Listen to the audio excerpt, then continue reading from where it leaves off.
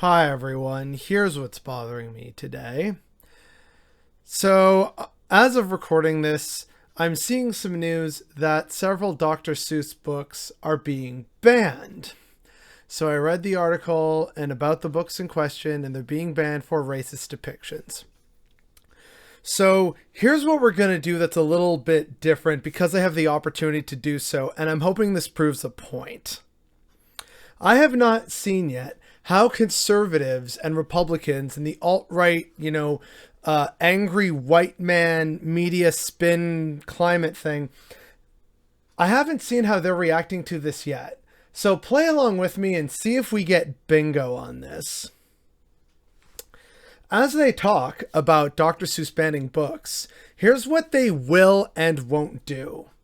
They will say that this is fascism, or this is just like the Nazi book burnings, and that's going to be one thing, right?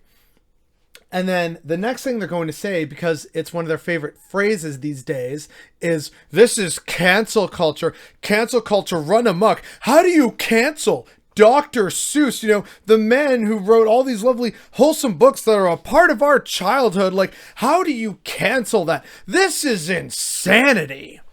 That's the second thing. What they will also do is, if they do decide, well, okay, I guess I should actually talk about the things they won't do to make this next one make sense. What they won't do is they won't actually talk about the very racist material in these books, such as a Chinese boy with chopsticks who's wearing the wooden clogs, wearing Chinese clothes from, like, whatever it is, the late Qing dynasty, with the triangular hat made of reeds, and he's yellow while everyone else on the pages are white, and he's got, slanted eyes, like, not even slanted, like, just completely, it's a line, right? And then he also has a bowl of rice and chopsticks. So yeah, pretty much a very racist depiction of Chinese people. So they're not going to talk about that because that would be uncomfortable. Nor will they talk about the part in If I Ran the Zoo that shows two African men in grass skirts. So that's what they aren't going to talk about. And then they won't actually offer a compromise suggestion. So, not talking about the very racist things, that's number 3. Number 4 is them not talking about some kind of disclaimer, the way we see in front of some older cartoons of, there were some messed up things in the past, but we feel it's important to still present these to show and educate people how much progress we've made, and to also show that this was unfortunately a thing. This is a dark part of our past, and to ignore it and pretend like it never happened is actually incredibly harmful and damaging to the historical narrative. They won't suggest something like that.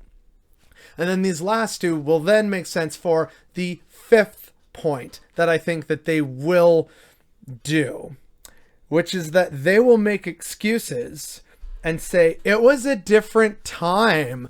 Look, it was a different time, so that's why you shouldn't silence these things or change these words or cease publishing this book or whatever, even though the same people who say this, like, oh, it was a different time, so his racist cartoons about the Japanese in World War II, well, it was just par for the course back then. Meanwhile, in their own separate videos, they will talk about how the, FDR was terrible because of his internment of innocent Japanese Americans.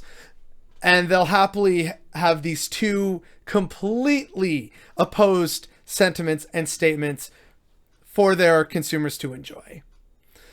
These are the 5 things that I'm pretty sure conservatives and right-wing spin doctors will and won't do with regards to this news story.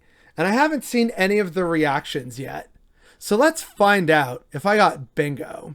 And the fact that I probably do have bingo without having to see a single response from any conservative who's going to get mad about this is definitely what's bothering me today.